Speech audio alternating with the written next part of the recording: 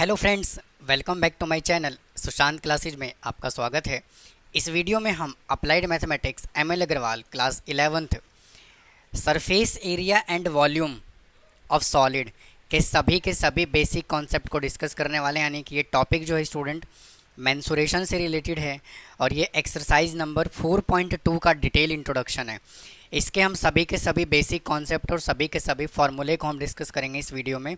और इससे पहले मैंने अपने चैनल पे इस एक्सरसाइज से, इस चैप्टर से रिलेटेड 4.1 के सभी बेसिक कॉन्सेप्ट, सभी के सभी फॉर्मूले और एक्सरसाइज 4.1 कंप्लीट मैंने अपने चैनल पे अपलोड किया हुआ है। अगर आपने अभी तक नहीं देखा है तो आप देख सकते हैं, लिंक मैं डिस्क्रिप्शन में डाल दूँगा।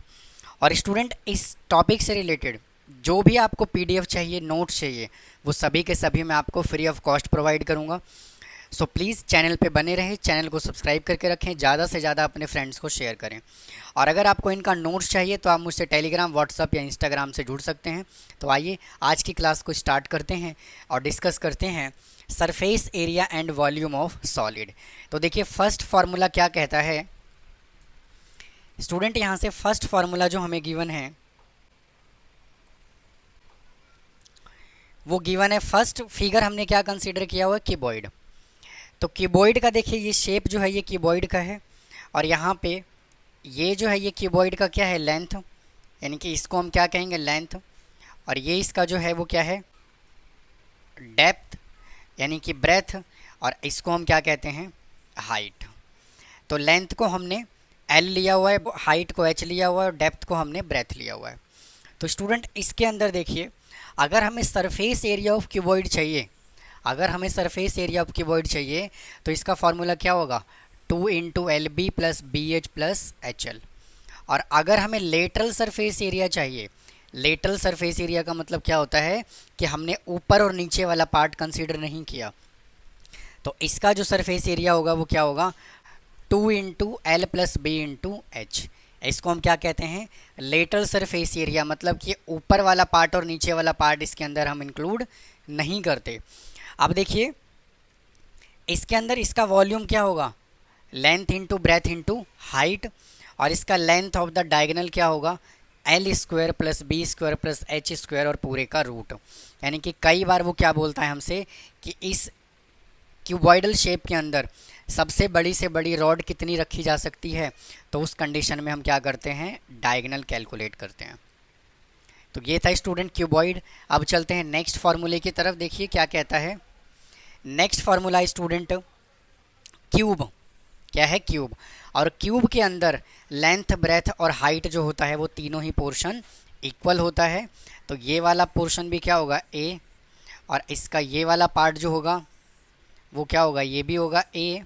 और इसका जो ये वाला जो पार्ट है वो भी क्या होगा, ए।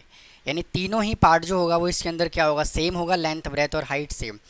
तो इसके अंदर लेंथ, ब्रेथ और हाइट ये तीनों ही क्या होता है, इक्वल होता है। और अगर आप क्यूबॉइड के अंदर ही लेंथ, ब्रेथ और हाइट अगर ए पुट कर देंगे तो आपको सरफेस एरिया मिल जाएगा 6a square, lateral surface area मिल जाएगा 4a स्क्वायर।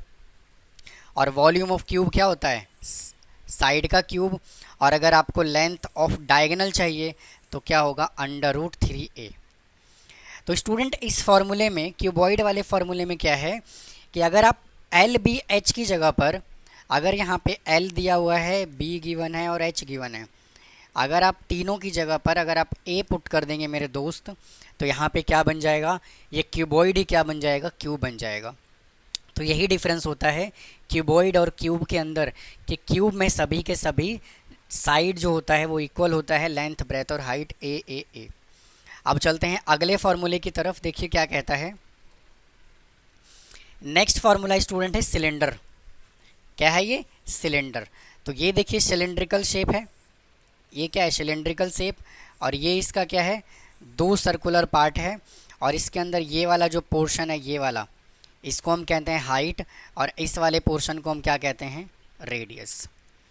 तो कहने का मतलब ये है कि जो सिलेंडर जो बनता है एक रेक्टेंगुलर शीट से बनता है। अगर मैं, ये रेक्टेंगुलर शीट है, ये क्या है, एक रेक्टेंगुलर शीट है। और अगर मैं इस रेक्टेंगुलर शीट को फोल्ड कर दूं तो ये क्या बन जाएगा, सिलेंडर का शेप ले लेगा, और ये ऊपर वाला सर्कुलर पार्ट और ये नीचे वाला सर्कुलर पार्ट। तो अगर मैं इसके फार्मूले की बात करूं तो इसका देखिए फार्मूला क्या होगा, तो क्या होगा, अगर मैं कर्व सरफेस एरिया की बात करूं तो क्या होगा 2 पाई आर एच, और अगर टोटल सरफेस एरिया की हम बात करें तो क्या होगा 2 pi r h into 2 pi r square, curve surface area plus area of 2 circular part. और हम इसको कैसे लिख सकते हैं, अगर मैं यहाँ से 2 पाई और ये 2 पाई अगर कॉमन निकाल लूँ तो क्या बनेगा 2 pi r into h plus r बनेगा। और अगर हम इसके वॉल्यूम की बात करें तो इसका वॉल्यूम क्या होगा, पाई आर स्क्वायर एच होगा। नेक्स्ट फार्मूले की तरफ चलते हैं, देखिए क्या कहता है। अगला फार्मूला जो कि है वो क्या है, कोन।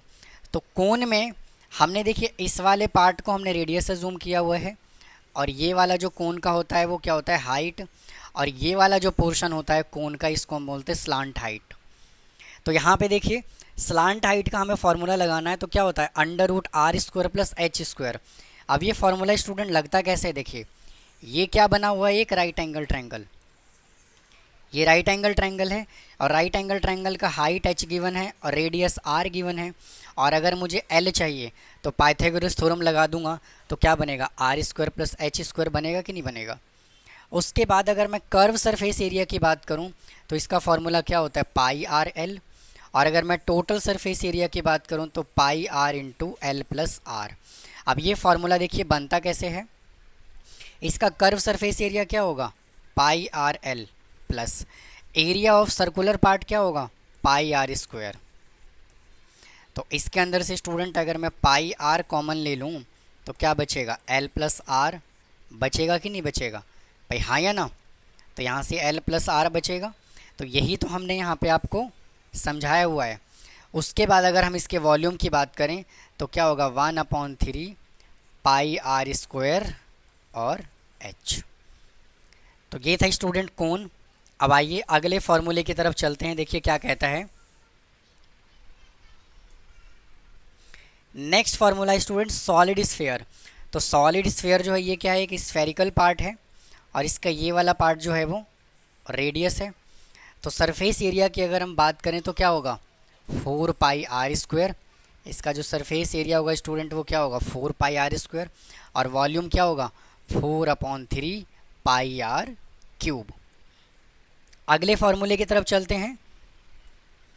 नेक्स्ट फार्मूला देखिए क्या है, स्फेरिकल शेल।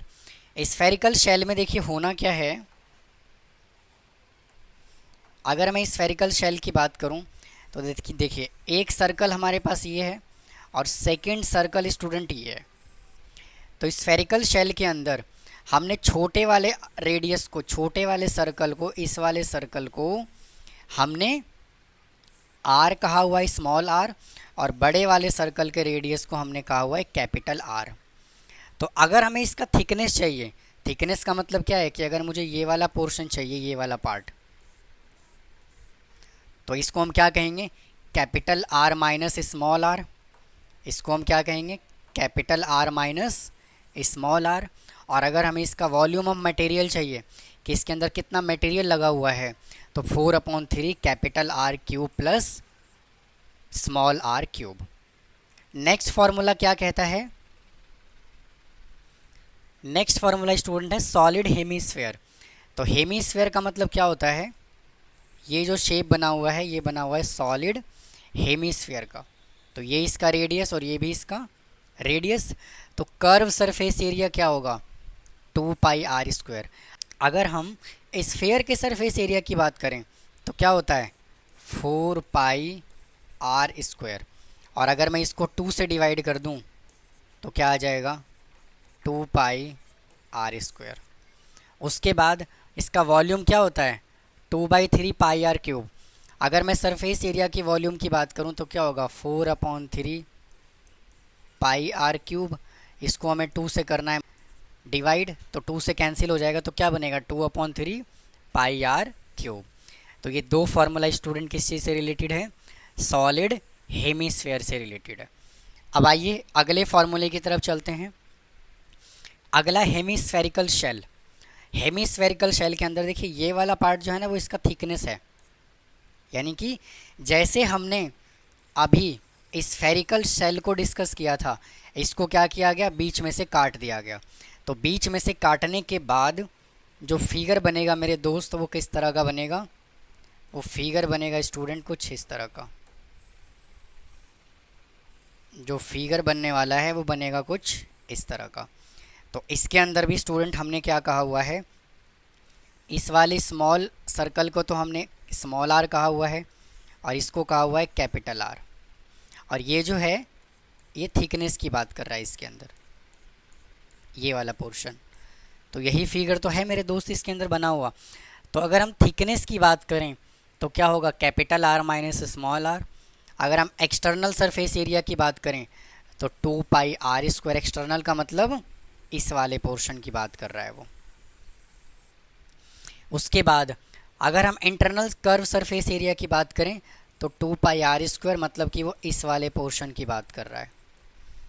पेन का कलर चेंज कर लेते हैं, वो स्टूडेंट इस वाले पोर्शन की बात कर रहा है, ये वाला पार्ट। उसके बाद क्या कहता है, अगर हम टोटल सरफेस एरिया की बात करें तो 3 capital R square plus small R square. और अगर हम वॉल्यूम की बात करें तो 2/3 pi into R cube minus R cube, capital R cube minus small R cube. तो ये था स्टूडेंट एरिया ऑफ सॉलिड, यानी कि सभी के सभी बेसिक कॉन्सेप्ट मेंसुरेशन से रिलेटेड हमने आज इस वीडियो में कंप्लीट कर लिया। तो इन सभी के सभी फॉर्मूले को आप नोट करके रखें।